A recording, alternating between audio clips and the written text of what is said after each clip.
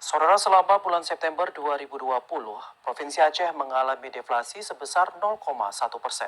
Beberapa komoditas yang punya andil besar deflasi, telur ayam, beras, dan udang. Harga berbagai komoditas pada September lalu secara umum mengalami penurunan. Indeks harga konsumen IHK dari 104,72 pada Agustus 2020 turun menjadi 104,62 pada September 2020. Deflasi yang terjadi di Aceh karena adanya penurunan harga yang ditunjukkan oleh beberapa indeks kelompok pengeluaran. Di antaranya kelompok makanan, minuman, dan tembakau 0,49%, pakaian dan alas kaki 0,01%, kelompok kesehatan 0,04%. Kelompok pengeluaran yang mengalami inflasi antara lain kelompok perumahan, air, listrik, gas, dan bahan bakar rumah tangga 0,01%. Perlengkapan peralatan dan pemeliharaan rutin rumah tangga 0,01%, transportasi 0,18%, kelompok pendidikan sebesar 1,66%.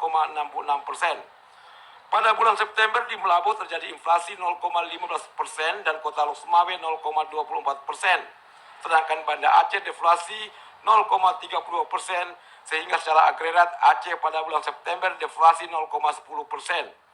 Berdasarkan data BPS Aceh, beberapa komoditas yang punya andil besar terhadap deflasi antara lain telur ayam ras 0,07%, udang besar 0,05%, semangka, emas perhiasan, ikan tongkol masing-masing 0,03%.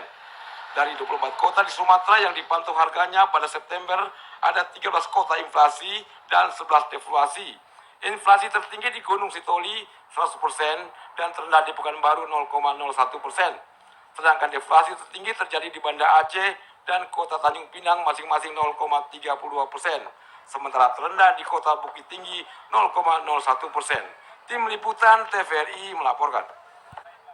Aceh pada Agustus 2020